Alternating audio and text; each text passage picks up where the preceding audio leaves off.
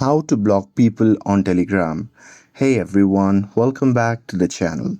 In today's video, I'll show you how to block people on Telegram. So now without further ado, let's get started.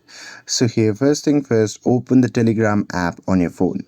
And now here once you're inside the app, just search for the person that you want to block on Telegram.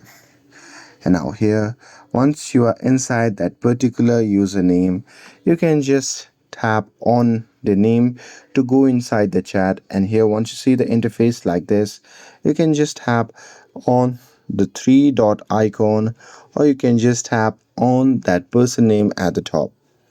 Now here, once you see the interface like this, you can just tap on the three dot icon shown in the top right corner of the screen. And now here, from the drop down menu that appears, you can just tap on block user option and confirm it by tapping on block user again. And that's it. With this, if you found this video helpful, then don't forget to like, share and subscribe to get updated for more videos. Thanks for watching, and I'll see you in the next video.